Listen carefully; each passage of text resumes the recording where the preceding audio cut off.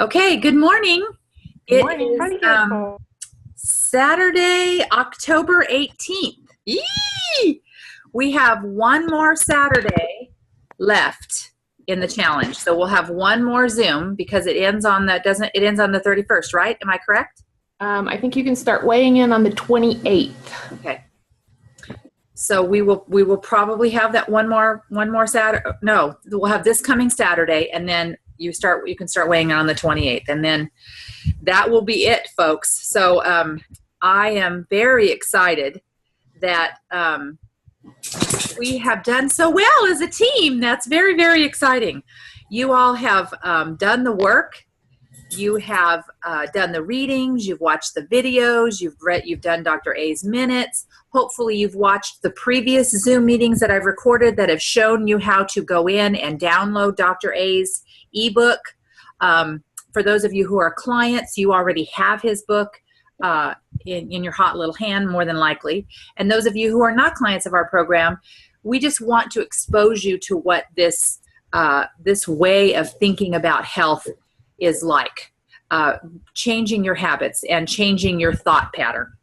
So on that note, we're going to talk today about how you talk to yourself, the verbiage that you talk to yourself. I posted something on my Facebook page this past week about compliments, and we are generous in giving compliments to others, but we are very stingy when it comes to complimenting ourselves. So I would challenge you to listen to the words that you're using when you talk to yourself. And the three important words that can really transform how you think is how can I? And let me explain that a little bit. If you are habitually asking yourself questions like, why can't I do this? Why can't I lose weight? Why can't I stick to this? Why do I cheat on the weekends? Why am I doing this? Your mind immediately goes to the disempowering answers, like because you're unmotivated, because you've never been successful in the past, because you're lazy, because can you see where that goes? It immediately goes to the negative, which is also the disempowering answer. And that's not what we want. So in order to change the way we're answering, we have to change the question from a disempowering question to one that would empower you to be successful. For instance, you would say, instead of saying, why can't I? You could change it to, how can I do this? How can I do this and enjoy the process? The simple shift sends this creative genius into your overdrive. You have this amazing mind that can be your worst enemy or your best friend. And if you let it, it will come up with powerful solutions to help you. So you want to change that.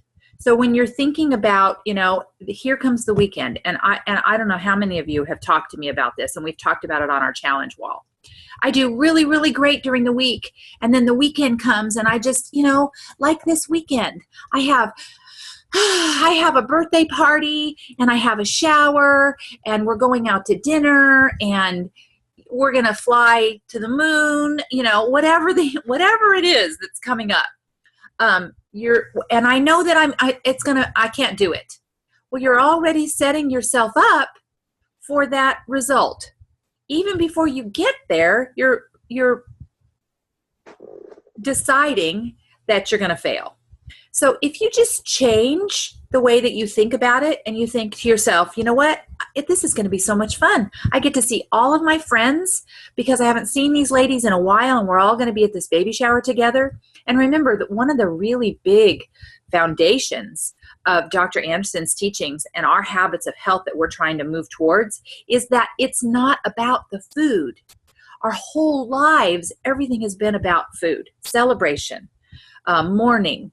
You get an A, this is my story. You get an A, you get an apple fritter. I used to do it with my kids. Did you have a great week? Let's get an icy and a cookie, So if you can shift your mind away from it being fun because of the food that's going to be there, or that you're going to not have a good time because you're going to deprive yourself of the food that's going to be there, you just have to make that mind shift. You can have anything you want when you get there. You're just deciding that because you want to move forward in your health and you want to lose some weight, you want to get off of medication, you want to be healthy for your grandkids, you're getting ready to run a 5K, you're going to be in Hawaii in a week, and or you have a wedding coming up, and there's going to be pictures that hang on the wall forever, and that's how you're going to look forever. It doesn't matter what you do after that with your health. I mean, it does, but for pictures, it doesn't. So the game-changing issue here is to change the question from I can't or I'm not going to be able to how can I go and have a good time? How can I go to this restaurant my husband and I have gone to every year for our anniversary? We have pasta and French bread and dessert and coffee and then more dessert later. How can I go have a great time and not have those things? And this is where working with a health coach is really important, because we're really good at setting the game plan so that you can be confident that you're going to be able to have a good time, right? Because that's what we're afraid of. We're afraid if you take away the food, it's going to suck. It's just not going to be fun at all, because everyone's going to notice I'm not eating. You know what? People are noticing when you go to those things, you guys, who are they noticing and who are they worrying about? Are you all muted? Who are they worrying about? When other people go to parties like you, who are they thinking about when they're there? Themselves and what people think about them. Ding, ding, ding. Themselves. I mean, that's human nature. That's what we do. So don't think that you're going to go and everybody's going to say, oh, why aren't you eating that? Why aren't you having that? Why aren't you having a second piece of cake? Why aren't you popping those mini cupcakes in your mouth as you pass along the table? Don't go there. Don't go there. And if anyone does, when you are preparing to go, you're just going to say, you know what? Not today. I had a big breakfast, or I'm just trying to stay away from as much sugar. I pick my treats. I pick my calories. I'm picky about my calories. That's what I say when people ask me, well, aren't you going to have one of those? I'm really picky about my calories, and I save them up for something that I really want to have. And if you're one of those people that want to go to dinner and have that glass of wine, that's what you choose, then that's what you're going to talk about when you're going. I can't wait. We're going to go to dinner. We're going to have a great time. We're going to relax. I'm going to have a glass of wine. I'm going to have that great steak and those yummy veggies. Just shift the way of thinking, and it really changes the way that your results, because it gets your head in the game. That's part of this week's message, right? Meditation and being quiet. I'm really bad at that. I'm really, really bad at meditating, but I can change the way that I think and talk and the questions that I say and the statements that I say to myself on a daily basis. I can do that. I can say that. Do I want it? Stop. Do I really want those cookies? Big meeting on Thursday night, come in on Saturday morning, here's all these wonderful cookies. I work at a school site, and the staff room is full of treasures all the time. Do I really want one? I looked at them really good. I looked at them. I lifted the paper. I looked underneath. I'm like, no, I really, you know what? I really don't. They sound good, and it instantly would probably be good with my cookie because it's probably hard as a rock and it would taste good. But as soon as I have it, I'm going to regret that I ate it. So guess what? I'm not going to have that cookie. But I didn't just walk by them and pretend like I was, stellar and I'm not going to have that and I'm just healthy and then go in the closet and eat 10 cookies when no one's watching, right? Because that's what you do. It's like when everybody's looking, look, here I am. I'm a certified health coach. I eat healthy. I'm all great. And then you sneak, and that just totally, so I handled it. Did I want it? I could have it if I wanted it. I decided no, I didn't want it. And yay! I got into bed last night. I'd had 90 ounces of water. I just changed that. And that has been the huge, huge piece of the puzzle for me. And I don't know how you all feel about that, but as the challenge has gone along, have you found that there are little snippets that are starting to ingrain themselves into what you do? Anybody who's found something like that? Who's had something in the challenge that even if you've done this, even if you've been exposed to a challenge before, Dr. Anderson, what has ingrained itself over these where are we at? 4 weeks? 4 weeks time. Anybody? I think for me, the good thing is when I get up every morning, I get in there and do, go to get my points. And for me, having to log my food again, sit down and think about what I ate, what am I going to eat? So that's been really good for me, even though, I've done it in the past, but you kind of fall off of that because you're like, oh, I'm okay where I am. So it's been really, really good for me to be mindful of that, to wake up and start the day being mindful of what I need to do. Really great. And what goes along with that, you guys, when you're not on the challenge, is journaling. Even if you don't have a little bitty food journal that, our clients have, just keeping something that every time you put something in your mouth, you write it down. That's a great habit. That's a great habit, Paula. And journaling is what you want to move into. Away from the challenge, you're not going to have that place to click in anymore. So journaling is the habit that you want to have. It doesn't have to be that you sit down and write your life's desires. When journaling sometimes gets people afraid. You just keep a piece of paper someplace where you write down what you put in your mouth that day. Make sense? Yep. Good. Debbie, how about you? Do you have something that's ingrained now? I just make sure, I'm like you. I pick and choose. I go everywhere. I do, eat wherever, but I pick and choose. Is that really important? Just like you do. Mm-hmm. Before, I was afraid to go anywhere. It's like, you want to go out to dinner? It's like, no. I remember. I'd text you in a panic, but now I can go anywhere. I just choose what I want. There's always something on there that you can eat. Except Chinese is the worst. Chinese food is the worst, but that's exactly right. And do you feel empowered with that? I feel I'm in control of that. Before, it was like it scared me. If I was going to go out to dinner, I was going to eat whatever is on there. And I don't. Yep. So I've learned a lot. Yeah, that's really great. And that is a wonderful way to put that. I feel empowered. I feel you feel in control now.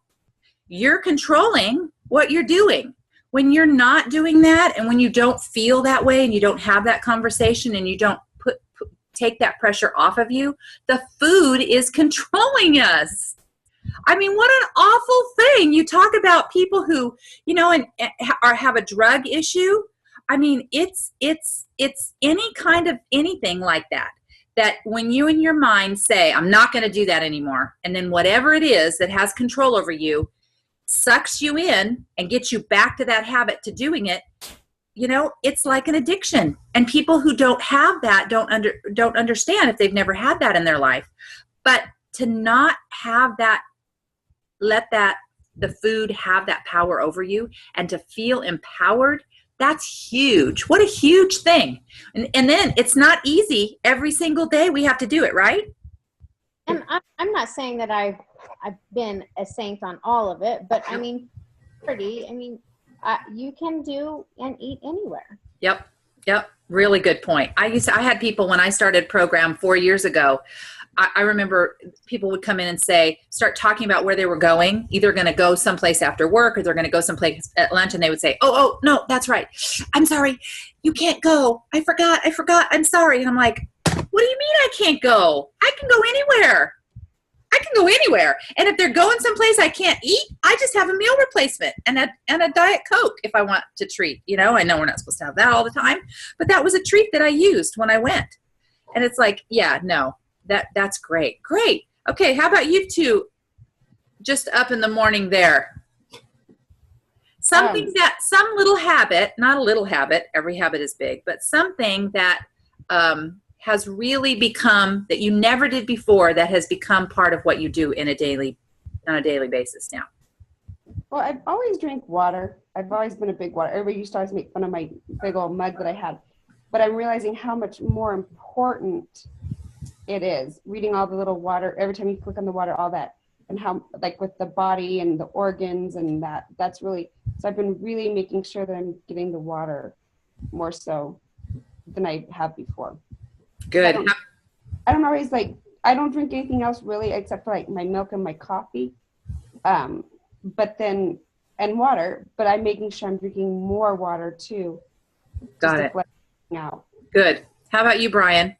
Mine is, again, like logging my food and stuff, because I get into the habit when I'm not in a challenge and stuff. It's like, oh, I can have this today.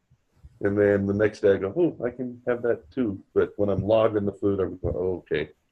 Can't do that. Yep.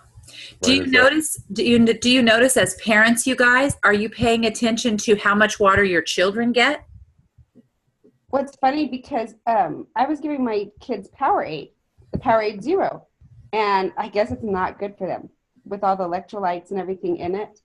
And so my son drinks a lot of milk, and I actually now I haven't even given him any juices in the last probably 3 weeks or so. It's milk. They get so many milk a day, and water. And actually, they love to drink out of my water. So that's what's hard for me to figure out how much I've actually drank, because they start drinking it. And my daughter will go, water, water. So all they get is milk and water now. Yeah, I think about that a lot, because my children are grown and adults now, but I think back to if I had had just a little bit of this information when I was raising my kids, on chocolate Pop-Tarts and corn dogs and soft pretzels and fruit snacks in the bag that are just pure sugar. I mean, we just did what was easy because we were busy. Yep. And, water, my kids did water because they were athletes, but when they were little, we didn't do that. We were apple juice. We drank apple juice.